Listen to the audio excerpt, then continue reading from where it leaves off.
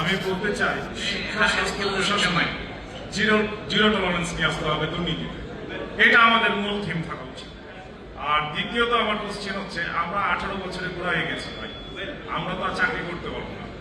আমি আপনাদের কাছে অনুরোধ করবো, প্রত্যেকটা জেলায় যে সমস্ত ব্যবসা বাণিজ্য, প্রত্যেকটা জেলায় একটা না একটা কিন্তু প্রোডাক্ট আছে ভালো। যেমন আমার জেলায় আমরা যাতে আম নিয়ে ভালো কাজ করতে পারি, বিদেশে এক্সপোর্ট করতে পারি, ব্যাংক ফ্যাসিলিটি পেতে পারি, এই দৃষ্টি আমি আপনাদের কাছে আকর্ষণ করেন দাবি রাখছি।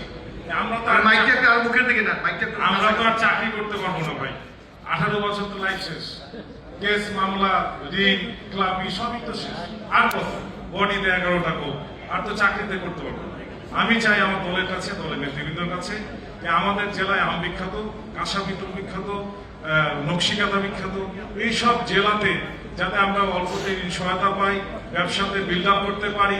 আমাদের বিশেষ করে আসলে অর্থনীতি হচ্ছে মূল চালিকা একটা রাষ্ট্রের মূল চালিকাকে যদি উন্নত বিল্ড আপ করতে হয়, প্রশ্ন করেন তাহলে আমাদের ব্যাংক ফ্যাসিলিটি এবং আমাদের বিএনপি সমস্ত নেতাকর্মী, ছাত্র দল, যুব দল, স্বেচ্ছাসেবক দল, মূল দল, বিএনপি সকলকে ব্যবসাতে উদ্বুদ্ধ করতে হবে, ব্যবসাতে সুযোগ সুবিধা দিতে হবে।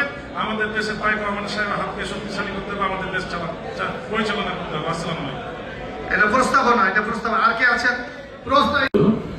এবং যদি প্রয়োজন হয় সেক্ষেত্রে আমরা আন্তর্জাতিক এক্সপার্ট যারা আছে তাদেরকে সাথে নিয়ে এটা অবশ্যই দেশের স্বার্থে এটি আমরা জিনিসটাকে ডিল অবশ্যই আমরা করবো। আমাদের ন্যায্য হিসা আদায় যতটুকু সম্ভব আমরা চেষ্টা করব। আমরা ইনশাল্লাহ বিএনপি ইনশাল্লাহ ভবিষ্যতে সরকার গঠনে সক্ষম হবে। এটি গেল একটি বিষয়। দ্বিতীয় বিষয়টি হচ্ছে নদী খনন বা খাল খনন। দেখুন, নদী খনন বা খাল খনন এটি আমরা রাজনৈতিক বক্তব্যে বলি, তবে আমাদেরকে একটি জিনিস বুঝতে হবে, অনুধাবন করতে হবে, এটি শুধু একটি রাজনৈতিক বিষয় না। বাংলাদেশের খাল খনন বা নদী খনন শুধু রাজনৈতিক বিষয় না, এটির সাথে আমাদের অর্থনীতি ওতপ্রোতভাবে জড়িত। খাল খনন এবং নদী খননের সাথে এখানে যেই নেতা প্রশ্ন করেছেন উনি বলেছেন যে খালগুলো ভরাট হয়ে যাবার কারণে যখন অতিরিক্ত পলি আসে কিভাবে আশেপাশের জমিগুলো শত একর, হাজার একর জমি ক্ষতিগ্রস্ত হচ্ছে। কাজেই অবশ্যই আমাদেরকে খাল খনন শুরু করতে হবে আমাদের জমি রক্ষার জন্য, পানি ধরে রাখার জন্য, শুষ্ক মৌসুমে পানির কৃষক যাতে পানি পায় সেই বিষয়গুলো নিশ্চিত করার জন্য। অ্যাট দ্য সেম টাইম নদী বা খাল খনন করতে গিয়ে যে পলিটা উঠে আসবে সেটিরও কিভাবে সদ্ব্যবহার করা যায় সেটিও আমাদেরকে চিন্তা করে বের করতে হবে। কাজেই খাল খননই বলি, নদী খননই বলি, প্রায়োরিটি প্রজেক্ট যেটা আছে, ইনশাল্লাহ আমরা সরকার গঠন করে যে কয়টি প্রায়োরিটি প্রজেক্ট থাকবে আমাদের, তার মধ্যে অবশ্যই খাল খনন one of them priority project. এটি গেল একটা। এবং এখানে আমি আরেকটি বিষয় উল্লেখ করি, যেটা উনি বলেছেন 29 নম্বর আছে জলবায়ুর বিষয়টা আছে। প্রিয় সহকর্মীবৃন্দ, জলবায়ুর পরিবর্তনের কারণে পুরো পৃথিবীর প্রত্যেকটি দেশ বিভিন্নভাবে এফেক্টেড।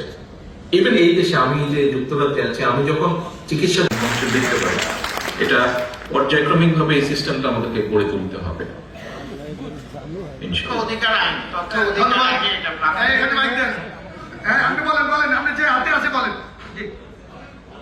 আসসালামু আলাইকুম। পরিচয় দেন। জি, আমি পূর্ণিমা ইসলাম, পাবনা জেলা মহিলা দলের সভানেত্রী। পাবনা জেলা বিএনপি এবং জেলা মহিলা দলের পক্ষ থেকে ভারপ্রাপ্ত চেয়ারম্যানকে অসংখ্য সালাম ও শুভেচ্ছা। আমি আজকে 31 দফা যে বইটি আমরা পেয়েছি, বুকলেটটি, তার 24 নম্বর দফা সম্পর্কে দুই একটা কথা বলবো আমার সীমিত জ্ঞান এবং সীমিত অভিজ্ঞতার মধ্য থেকে। এখানে আছে নারীর ক্ষমতায়ন, সুরক্ষা, নারীর মর্যাদা। এখানে লেখা আছে যে ক্রমাগত হারে নারীর প্রতিনিধি নির্বাচন বৃদ্ধি করতে হবে, ক্রমবর্ধমান গতিতে উন্নতি এগিয়ে যাবে, নারীর সুরক্ষা এবং নারীর ক্ষমতায়নের দিকে ক্রমাগত বৃদ্ধি হবে।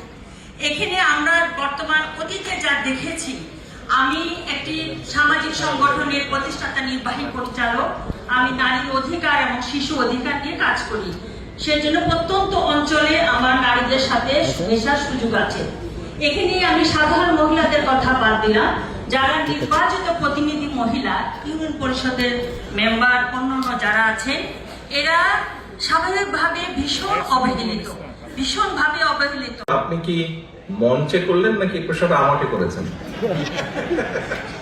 আপনার সামনে যেহেতু আপনি আছেন, আমার তো অনেক কিছুই বলতে মন চাচ্ছে, তা একটা প্রসঙ্গে বললাম।